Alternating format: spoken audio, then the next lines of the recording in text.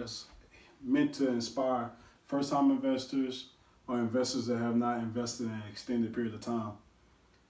So this is going to be explaining, and hopefully you all like my whiteboard. I made it for my daughter since we're home because of the virus, and so she can do some of her writing on the board and work out some of her math problems. But I'm going to use it tonight to go over it, properly estimating. And this is not going to be everything. This is going to be a few things that you can have a checklist when you go to your own property, or you start walking properties, to try to see how much things are going to run you, how much things are going to cost, so you can make the right offer for the property. And that's the first key, is to make sure you make the right offer and have the right estimates. I have some of this stuff already written out to speed it up. It's written in blue. Anything I write now will be in black to kind of ease any confusions. When I was a realtor, they insisted that we learn how to properly measure a home. And so we had courses given by appraisers, and they taught us how to measure a home two different ways: outside and inside. The outside is just like the county or the city municipalities measure a home, and how they charge you based off the size of your home for your taxes. What I advise everyone to do when you're going to measure a home, try to find another a friend, a spouse, another realtor to come and basically help you measure. You go from one corner, go to the next, and this is just a standard rectangle, square shaped house. They did teach us how to do different shaped homes that require you to draw it out on a sheet of paper, or to take precise detail, maybe CAD systems, computer assisted devices. But this is just hitting it and being able to do quick measurements, quick estimates. So what you do is you measure. You start on one corner. Say this is the front. I put a F there. I put a S here for the side. You measure width times length. So it's taking you back to grade school. I put a W here and the L. So say the front is 20 feet.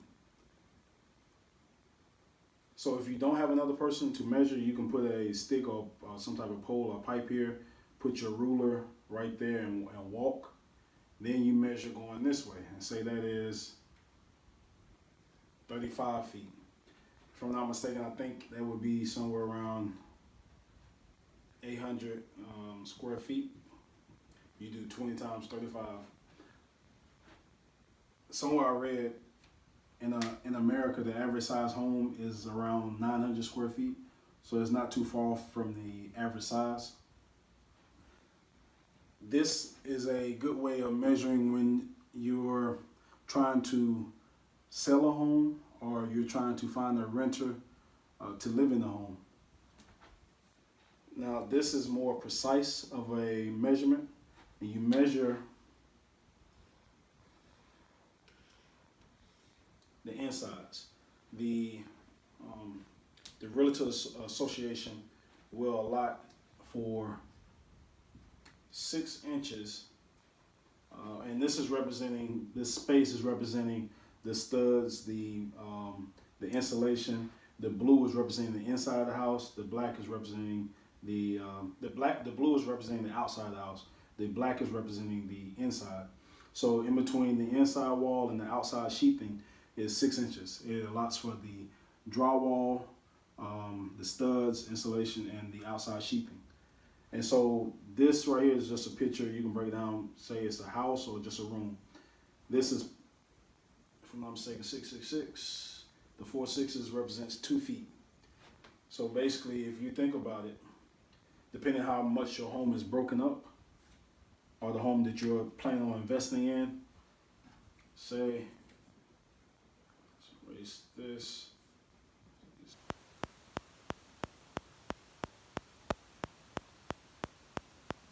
Your house is, depending on how choppy it is. All right. So, say this, you have the kitchen that's 2 feet. You have a bedroom that's another 2 feet, so right there there's 4. You have another room that's 6. You have a living room, 8, and say you have a 2 bedroom.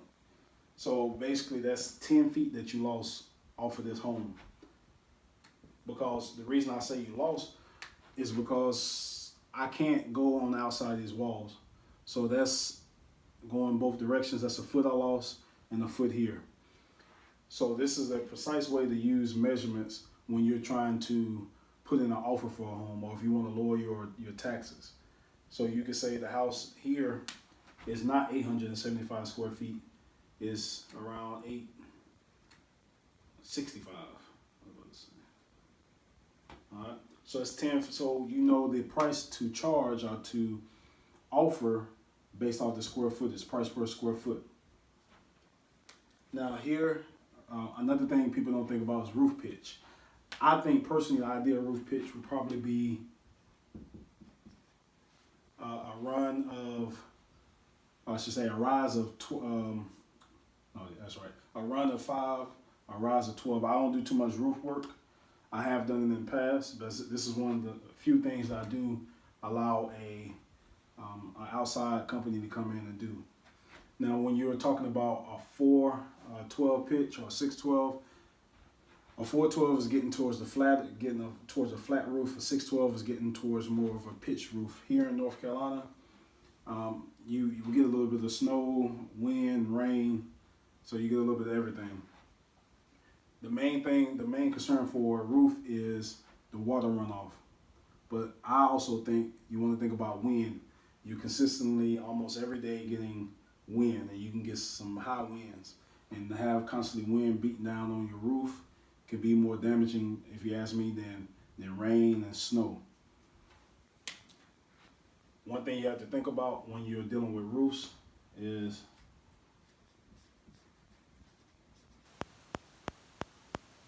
walkability. The harder it is for someone to walk on it, the more that they're going to charge.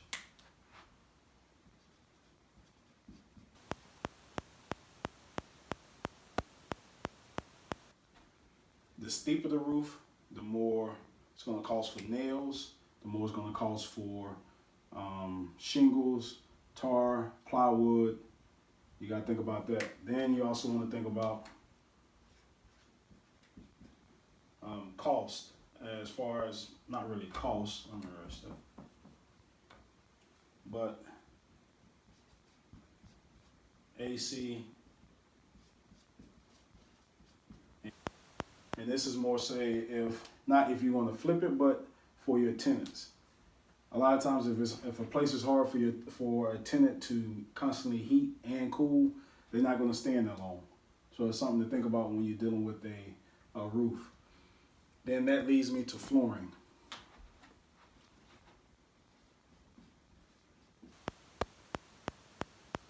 I put up there basically when you're dealing with flooring, you don't want to go on the high end, but you definitely don't want to go cheap. And the reason I say you don't want to go cheap is you already know why you don't want to go on the high end, but the reason you don't want to go cheap would be the material is going to get worn out, it's going to get torn, it's going to get broken, it's not going to last long. So dealing with carpet, I try not to do any light carpet, try to do darker, but I wouldn't advise doing carpet at all. Even though they make a promise on the paper and say they're going to return it, they're going to maintain it and return it return it back to you the way it was. With carpet, you're going to have wear and tear. It's going to fade, it may get torn, whatever it may be, and so carpet won't last long. Even if you say you're going to clean it twice a year, it still won't last. So another thing with linoleum, I wouldn't do a thin linoleum. I would make sure it's thicker and it's textured. Even though they say you can cut it out and put back a square piece, I've never done that before, but I think it won't look right. Then you got to think how often you're going to be doing that, with it being scratched, people walking across it, rocks getting stuck to people's shoes, kids' shoes, they're in and out of the house. It's just not a good idea. Even with tile, half of my homes are 113, 116, 120 years old. So you got to think about settling. when the house settles, erosion, depending on where you are, earthquakes, whatever it may be, the tile will crack. And you go to replace one piece, and then you crack another one. And so I try to stay away from tile. Laminate, I try to stay away from unless it's a rating of 4 to 6. It may only go 4 to 5. Anything less than that, you gotta think if it rains, someone spills something, they forget about it. If it's a rating of a 1, as soon as it gets wet, it's destroyed. Something that falls on it is not tough enough to withstand the pressure from the fall, and it cracks, it dents. Anything 4 and 5 is water resistant, scratch resistant, dent resistant. So water can stay on there for like 30 to 40 minutes and not do any damage. One of the things I try to look for is Lifeproof flooring. It can be laminate where it's, it locks itself. It can be glue flooring. And basically another thing, even though Lifeproof can run a lot of money, it's resistant, but you can, what I do is I look for the Lifeproof that is on sale, on discount. Some people, I won't name the big box stores because they're not investing in my videos or sponsoring my videos, but you can find $2 flooring, $1.69 flooring for 50 cents, 60 cents, 69 cents, 47 cents, and it's because it's discontinued or it's been returned. And so another thing I try to do is, I say our home is 850 square feet. I say this 880. I try to get 900 square feet. The reason I try to get 900 square feet is, or more, is because when the tenant is in there, even though it's Lifeproof, it may not last. It could fade, could scratch when they move furniture. You never know. People are pretty rough on houses. Coming to crawl space. I'm gonna get on this side, excuse me. All right, so when it comes to someone working on the water, the plumbing, or I should say the plumbing, sewer, HVAC, whatever it is in the crawl space, some people do charge you more money if you have a dirty crawl space. 6 mil will also protect your house from moisture damage from up under the floor, bugs, because bugs like moisture, dark, damp places, and mold. So 6 mil plastic is basically a real thin plastic. It can get thicker, and it allows for the water to, it will sit there, but then it will go with the grade of the slope. So it will eventually go away. But if you don't have 6 mil, then you're just gonna have, literally have a muddy mess. You're gonna have water sitting there for days on top of days and weeks on top of weeks, and it may have to wait for a week or two for the ground to dry up. Or if you have 6 mil, it's gone already. It's gone in a day or two. Windows, I advise you to go with standard windows or stay with standard windows. They're affordable, they're easy to find, and if you need to order them, they're quick to be ordered. Insulation, you do have insulation for the attic, walls, and floor. I was told a while back that most of your heating and air is lost through the floor and through the attic. The attic in North Carolina, I think they're zone 4 for the northern part of North Carolina and western. The southern and eastern part of North Carolina would be zone 3. The attic, I seen ratings from R24 to R90. The walls and flooring from anywhere from R9 to R19 for proper installation. The R rating, the higher the R rating, the easier it is to keep the same temperature that you have your thermostat or your system set to. How much insulation you need? Insulation can be pretty expensive. It runs from $32 to around $80 for every 40 square feet. It can be. Baseboard and crown molding. You really only need baseboard and crown molding if you want your house to look nice, but not overdo it, not overprice it. In the kitchen, master, please excuse the writing, the kitchen and master bedroom. Baseboard, I will run, if I run in one room, I run it everywhere. There's some creative things you can do with the crown mold and baseboard that will not cost you a lot of money. The thinner the baseboard, the cheaper the baseboard is. Another thing also, pre-cuts.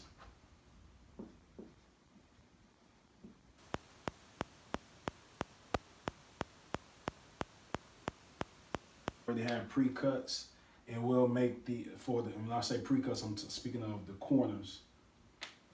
And so you have a pre-cut there, and so you're just knowing where to, I won't draw it, but just knowing that not all homes are 45 degrees. Some the cuts would be 32, 22.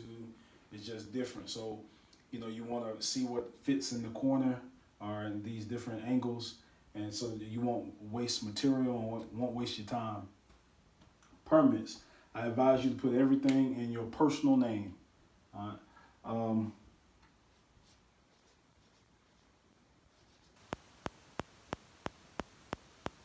You buy the home, put it in your name. Don't put it in the business name. If you have partners, put it in everyone's individual name. The reason I say that is because most permits will run $25 to $60 if it's in your name. The county, the city will charge you that. So you have to think about electricity, HVAC, any type of structural work, possibly plumbing. You have to pull electrical work. Permits for that. So if a company pulls the permit, they charge $400 to $600 per permit. So if you think about if the permits are $500 a piece, you need 5 permits. They can be $2,500, and then you're trying to buy multiple homes. After 3 homes, that's close to $10,000, and that money can be spent somewhere else. Possibly another down payment on the home, flooring somewhere else, working on the roof, or a brand new roof. So, and then you can get it switched back into your business name, or business entity, after everything is done. So you can possibly save $2,000, $1,800, $1,400 if you put it in your name. A lot of companies don't mind for the homeowner to pull the permit, and what it is, whoever pulls the permit is responsible for any type of damage, any type of anything that happens. So they lower their price because they no longer are responsible for whatever happens. But you do want to make sure the company is licensed when they're doing the work, especially dealing with electricity or anything else that can really damage the home. You want to make sure they give you some type of references, pictures, whatever it may be. Just don't take anyone's word for it. Then when it comes to insurance, I have a person that I call that insures all my homes, or finds insurance for all my homes. And he will tell me, or he will ask me, when am I going to close? Most of my closings are in the morning. Say today is Sunday, April the 19th. I let him know a couple of days prior that I'm going to close April the 20th, which is Monday at 10 o'clock. I usually do all my closings in the morning. I take pictures of the property, send it to him. He'll ask me what all I need to do to get the house fixed and livable. He'll charge me $72 or $75 a month. And once I get the roof fixed, I send him a picture of a new roof. Once I get the porch fixed, I send him a picture of that, and he lowers the price, or the company will lower the price. So it will go from $80 to possibly $72 to possibly $68. Once I get someone in the property, it lowers it a lot, so it can drop all the way from, say, $80 a month to $50 a month, because the insurance company will feel like if someone's in there, it's not going to be messed with. Another reason why I insure it right when I buy it, or maybe even the day before I buy it, is because during the closing or right before the closing, a storm can happen, tree can fall on it, limb can fall on it, it can catch on fire. Someone may have an accident and run into the house. Someone may come in there and steal things. And so I want to make sure that I show them that the property was not in as bad of a shape that it's in now, or it's in at that time. It's in the, it wasn't like that when I put a offering on the house. And so these are not everything that you need to estimate, but this is the majority of the things. You want to go through a house with a checklist, increase the checklist as time goes on. So you know after a while, you know how much the exterior of the house is going to cost. You know how much a roof is going to cost based off the pitch, the walkability. You can already, I think the 6 mil, I think the house was like 900 square feet. I'm assuming, I guess the crawl space is around the same thing. I think it cost me for 6 mil about $350 for the paper, or not the paper, for the plastic to protect the crawl space. So it's just things that you may not take in consideration, but you possibly need to, and also just learning how to measure the homes.